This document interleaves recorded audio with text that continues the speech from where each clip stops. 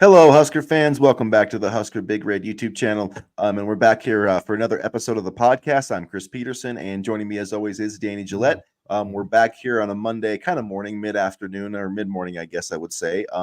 Still trying to get my bearings after a rough Friday night for the Huskers, but we had some exciting news over the weekend with Dayton Raiola committing, a new basketball commitment, a big win, another top 5 win for the volleyball team. So we'll touch on all of that stuff. Before we do, please make sure that you guys hit the subscribe button, hit the like button, get into the comment section. Let us know what you think. I know Husker fans aren't shy about that. And yeah, how you doing this Monday morning, Danny? Well, Patriots game ended on Thursday at around midnight. Nebraska game ended around Thursday at around 11 my time or so, and then we had to do some writing after. The Miami game that I had to cover lasted 4 hours, so we finished me and my buddy's pregame show at around 2 a.m. So I am pretty tired, actually, but I'm doing good. How are you? Yeah, doing pretty well. You know, I've been arguing with lots of Husker fans over the last couple of days, so that's been all right. But my Green Bay Packers, Malik Willis, got a big win. So, 2-1 there. And yeah, I wish Nebraska was 4-0, though. I still got to say, I'm not over Friday night. I'm still really pissed about Friday night. So that I guess it is what it is. But I don't know. I wanted to try to, talk about some kind of offer up some final thoughts on this game with Illinois. And I guess one way I thought about doing that, is did we, looking back at the season, did we drink too much of the Kool-Aid? Did we set our expectations too high? Did we put too much stock in that win over Colorado? And after what we saw, do we need to reset expectations for this team, for this season?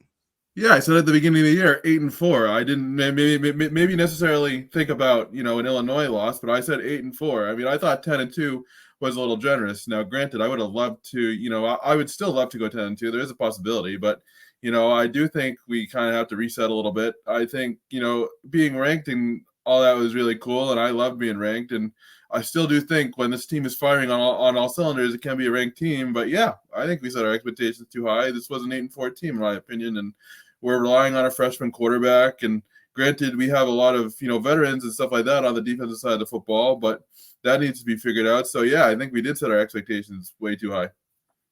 Yeah, I definitely I did, which I always do.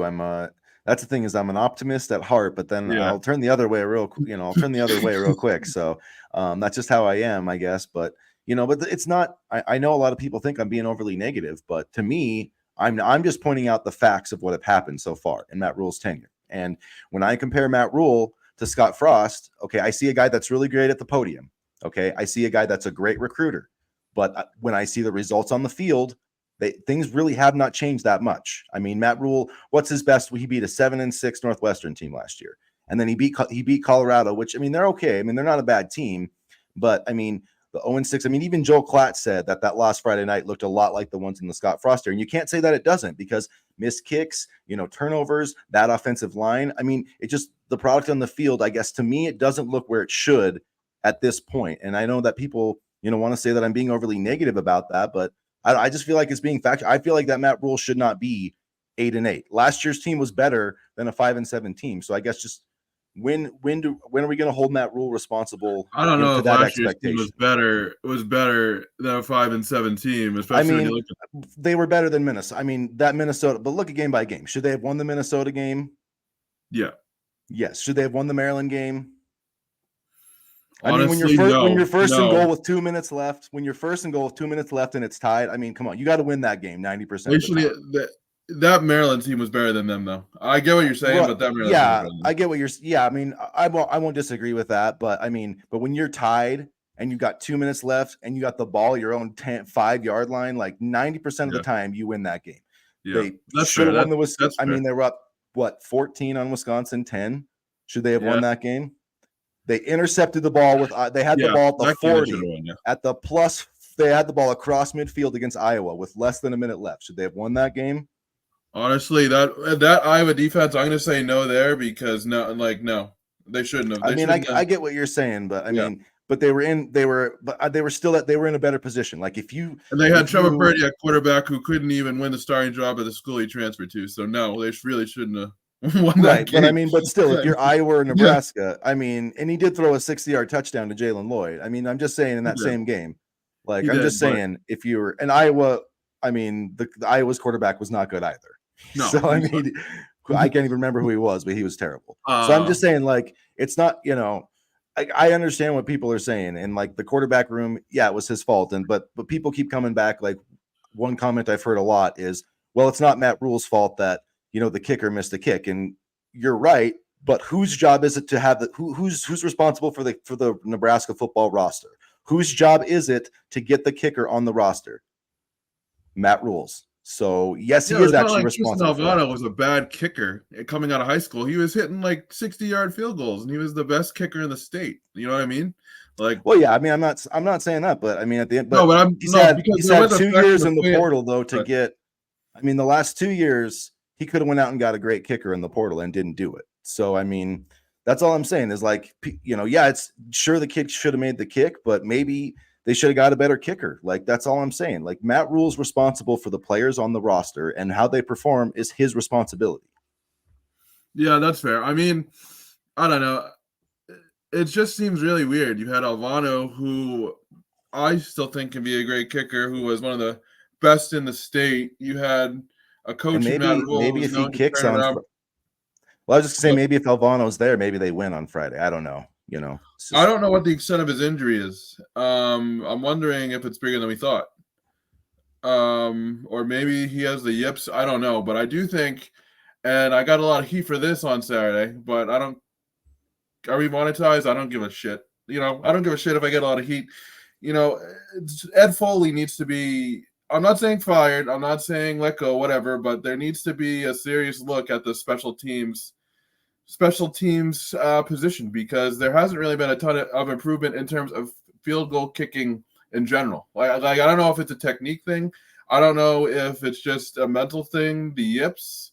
Obviously Alvano's hurt and struggling, so that could play a part in it too. But overall, the field goal kicking is not where it needs to be. The coverage has been better in my opinion, and obviously the punting has been good too, thanks to Brian Buschini. But these field goals, man, like they keep coming back to bite us year in and year out. And I don't know, if there's a easy fix to this, but I think Ed Foley, needs to be looked at, and the special teams, coaching needs to be assessed.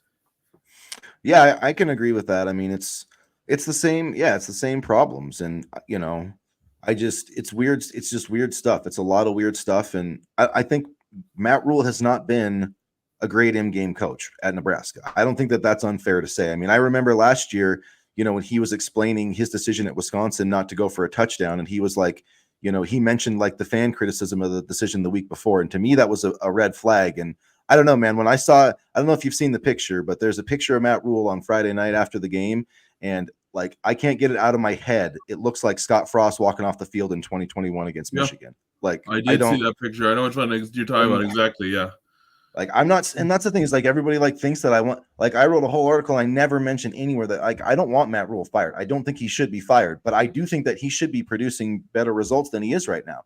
And people are like, well, what happens if he goes 8-4? Like, he should go 8-4. He has an 8-4 team, in my opinion, and he spent all offseason telling us how great they are. He goes on the radio every other week saying how great this program is going to be, and it's only a matter of when we're going to be playing in the playoffs. Like, maybe you should stop doing so many damn interviews and figure out why your run defense is getting gashed by Illinois, and figure out your roster, because right now, in my opinion, you got one of your better backup defensive linemen sitting on the bench redshirting for next year when you're getting gashed. It makes no sense. It makes no sense to me. I mean, I don't believe that you can play Big Ten football with like one or two backup defensive linemen. And that's just a gross miscalculation, in my opinion. And if Riley Van Poppel can be Ty Robinson next year, we probably could use him right now, because on Friday night, our run defense was not up to snuff. So it's like just decisions like that I just really have a hard time wrapping my mind around. And the timeouts, the challenges, just, I think that Matt Rule is a great CEO, but I'm not sure he's a great in-game head coach. And, hopefully, like, he can I think he's a great recruiter, and he'll build a team where he can like overshadow that, because like John Calipari is not a great in-game coach either, and he won a national championship. So you don't have to be, but right now, I think that's part of the issue is Nebraska just doesn't have the team to win, to kind of overcome some of Matt Rule's coaching deficiencies. And maybe he'll get better. I mean, people get better, they can improve, but I think there's some clear issues with him as an in-game coach.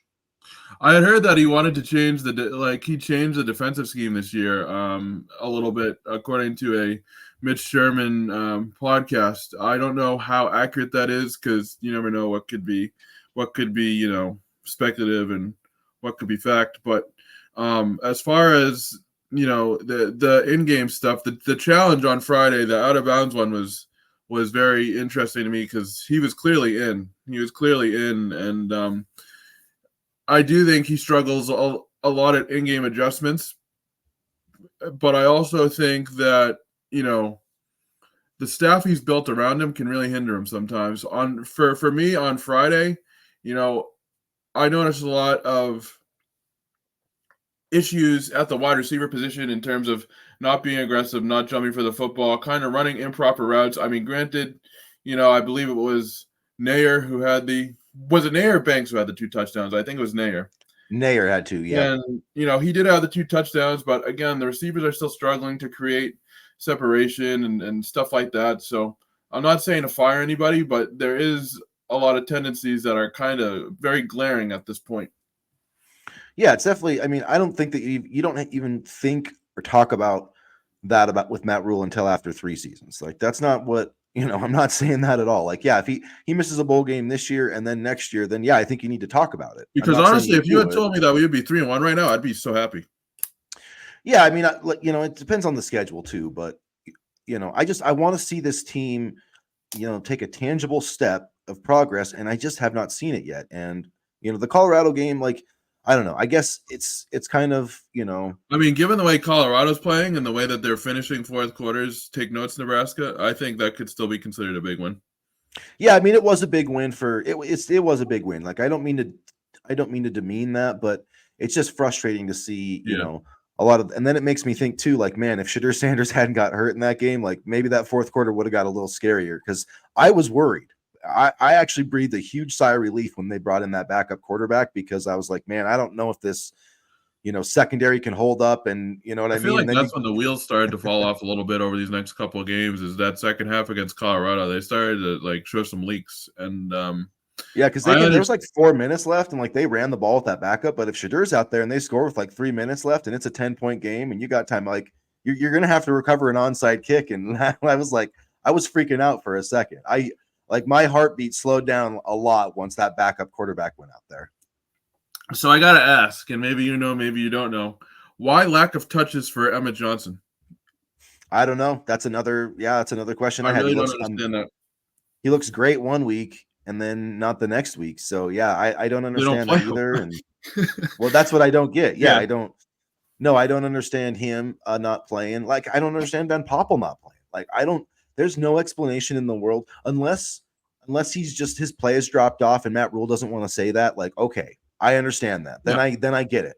But he's played in 2 games this year. I don't know. So I can't speculate, but to me, I don't, and maybe that then, because last year he was one of your most ascending defensive linemen, and so if he's now to the point where you got to redshirt him, that to me is a bit of an issue. But yeah, there are some weird things with personnel, and Emmett Johnson's one of them. It sure feels like they could have used his explosiveness running the football, and he's proven he can do it in Big Ten games. So yeah, it was weird. No, I will say that this coaching staff has done a good job with Ramir Johnson in terms of getting him involved in the passing game. It's what Mark Whipple and company should have done when they said he could be the next Brian Westbrook. Yeah. So that's a positive thing to see, because Ramir is very good at being there in case Raiola needs a safety valve check down type throw. And so it's good to see him get into that type of role, because I think that's where he functions best. He's not a between the tackles back. He's a receiving back. And so on a positive note, it's good to see him kind of sort of finally find that role in his final season. Yeah, and I think I guess just my final thoughts at Illinois in this matchup is we're gonna learn a lot about this team next week, or this Saturday at Purdue, I think. So this is a big game, and you got to go on the road for the first time, and Purdue's going to be desperate for a win too, and they run the football. They're averaging 6.7 yards per carry. So if our run defense is an issue, we're going to have to figure that out this week. But we'll have more on Purdue coming up later this week on our Thursday episode. Let's talk a little bit now about something that was a little bit of a surprise to me, and I think some other Yeah. Nebraska folks. Yep. Dayton Raiola committed to Nebraska on Sunday, kind of out of nowhere. There weren't any crystal balls. The last crystal ball for a quarterback in regards to Nebraska was Michael Clayton, who's he's a top 400, not a 4-star, but really close to that. At any rate, Dayton Raiola looks like he's going to be the guy in 2026, announced his commitment. So what are your thoughts on that, Danny? I really like that. I really like that. I like to continue the family pipeline. He's still a very raw prospect, but I'm going to go on the record here and say that I believe he has a stronger arm than Dylan. I think I think he has a much more stronger arm. I don't know how that will translate to accuracy, but I love this pickup. I mean, I think he's going to be a really good quarterback. Maybe not as good as his brother, but he's still a highly rated quarterback. And he mentioned that the entire coaching staff would come to see him, and they would always smile and be excited to come to see him. So that meant a lot to him. And this was a kind of, like you said, a surprise commitment. I was texting some of my Nebraska writer friends and things like that, and they had no idea that this was coming. So kind of an interesting time to commit to, given that it's so early in the season and things like that. But hey, the Raiola pipeline has not done this program poorly, so I am very happy to welcome Dayton to Nebraska. Yeah, I like the move too, and I think he's got upside. He's listed as 5'11", 225, so I'm sure they're hoping that he'll grow a little bit. He's just in his first year at Buford. He doesn't have any other Power 5, Power 4 offers right now, but they probably will come. I think he's got off to a good start, and I think basically with Nebraska, they wanted to see how he was going to handle that role as a starter because he hadn't really had that before, right? So it's hard to evaluate a kid, and so I think they saw enough and to bet on his future, and you're betting on him on the upside here with the pipeline, the bloodlines, all that stuff. He's got the ability, and I think that will be a good addition. I think a room of Latif, Kalen, both Raiolas. I think that'll be a good thing. Which probably only be both Raiolas for like 1 year or so, but still, I think that'll be positive. Still cool to play with your brother too, and play with your uncle, and play where your father, made a household name for himself. And it was a really solid commitment, a first one for the 2026 class. And he mentioned that he had some guys in mind who he wanted to help recruit. So I'm curious to see what that leads to as well.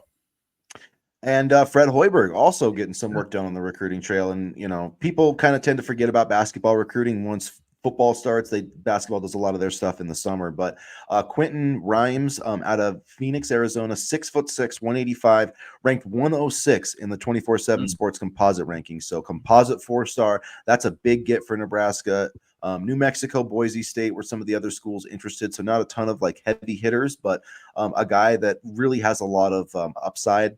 And I think this is a nice get for Fred Hoiberg, and somebody that I think can really fit well in Nebraska's system as a Juwan Gary type who can shoot, defend, guard the 3-4 spot, and give you a lot of versatility. Yeah, he averaged over 17 points with his AAU team over the summer this year, and Nebraska assistant Ernie Ziegler was the primary recruiter, saw him over the summer and, extended him an offer, and that's kind of where the recruitment began. And he went to Grimes did visit the program this past weekend, went to the Illinois game, and was excited by the fan support. So I think this was another great get for the basketball program, and the basketball program keeps rolling. So, once football season is over, hopefully by the end of December or beginning of January, I think this is going to be a fun basketball team to watch, and it's going to continue into the future. And it's interesting, that we were able to land a recruit instead of kind of going into the transfer portal. I know the coaching staff has taken a smaller recruiting class over the past, couple classes due to their success in the transfer portal. So it's good to at least have a highly rated recruit in the fold as well. Yeah, and I think going back-to-back classes now, Fred Hoiberg has been able to get a really solid player in. He had Nick Janowski. I want to say that Janowski. I hope I'm saying that right. Yeah, not, that's how I said it. I don't know if I'm right, but he's 136th overall. So that's 2 back-to-back 4-star recruits. So I really like what Fred Hoiberg's doing on the recruiting trail. Yeah, for sure. And I think he has shown the ability to recruit. The first couple of years he struggled, but now he's kind of getting into his groove. Yeah, I just like where I like where he's at. Yeah, and I'm really excited about this roster. So it's going to be another fun season, I think, for Nebraska basketball. So, all right, you guys. I guess really quickly before we kind of wrap things up, first look at Purdue. Nebraska's opened as an 11-point favorite, so that's going to be interesting on Friday, or excuse me, Saturday on Peacock, though. So get ready for that. That's going to be 11 a.m. Central Time. I know Danny loves Peacock, and Oh I know yeah. all my Nebraska fans love Peacock, but we'll see how the Huskers fare. To 10-point favorite right now, so it's dropped a little bit since we started, but overall, we'll break down that matchup more on Thursday. So, all right, you guys, I hope you have a great start to your week, and thanks for following along and watching. If you haven't already, hit the like button, hit the subscribe button, and as always, go Big Red. Go Big Red.